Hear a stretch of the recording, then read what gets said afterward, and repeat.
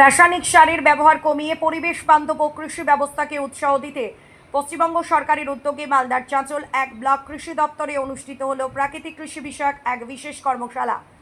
কৃষকদের আধুনিক ও প্রাকৃতিক চাষ পদ্ধতি সম্পর্কে সচেতন করাই ছিল এই কর্মশালার মূল লক্ষ্য। রবিবার চাঁচলের এডি অফিসে এই কর্মশালার আয়োজন করা হয়।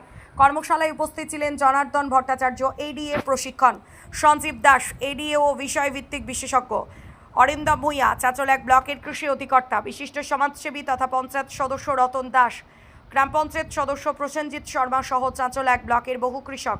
আলোচনায় কৃষকদের রাসায়নিক সার ও কীটনাশকের অতিরিক্ত ব্যবহারের ক্ষতিকর প্রভাব সম্পর্কে জানানো হয়। পাশাপাশি জৈব সার, জীবাণু সার এবং প্রাকৃতিক উপায়ে ফসল উৎপাদনের বিভিন্ন পদ্ধতিও তুলে ধরা হয়। কৃষি আধিকারিকরা জানান, প্রাকৃতিক কৃষির মাধ্যমে উৎপাদন খরচ কমানোর পাশাপাশি মাটির উর্বরতা বজায় রাখা এবং পরিবেশ রক্ষাও সম্ভব। কর্মশালায় অংশগ্রহণকারী কৃষকদের প্রাকৃতিক কৃষির বিভিন্ন দিক নিয়ে হাতে কলমে প্রশিক্ষণ ও পরামর্শ দেওয়া হয়। ভবিষ্যতে আরও বেশি সংখ্যক কৃষককে এই পদ্ধতির সঙ্গে যুক্ত করার লক্ষ্যে এই ধরনের সচেতনতামূলক কর্মসূচি চালিয়ে যাওয়ার কথাও জানানো হয়।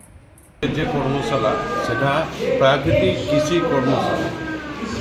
এটা গোটা পশ্চিমবঙ্গে গতকাল এবং আজকে এই 2 দিনে গোটা পশ্চিমবঙ্গের সমস্ত ব্লকে এই কর্মশালা অনুষ্ঠিত হচ্ছে।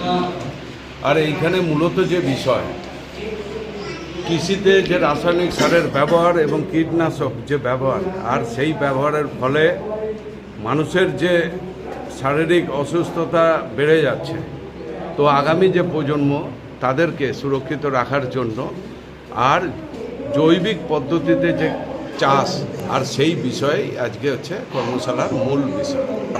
এটা সমস্ত যারা চাঁচল ওয়ানের বিভিন্ন অঞ্চলের যারা কৃষক আর তাদেরকে নিয়ে এই কর্মশালা হচ্ছে, এবং এখানে জেলা স্তর এবং মহকুমা স্তর এবং ব্লক স্তরের যে আধিকারিক, মানে কৃষি দপ্তরের আধিকারিক, ওনারা আছেন আর আমাদেরকে আমন্ত্রিত করেছিলেন। আর এসে নিয়ে আমরা সেই বিষয়টা আমরা আবার নিচু স্তরে সেই মানুষের মধ্যে যাতে জাগরণ তৈরি হয়, আর সেটাও আমরা করব আগামী দিনে।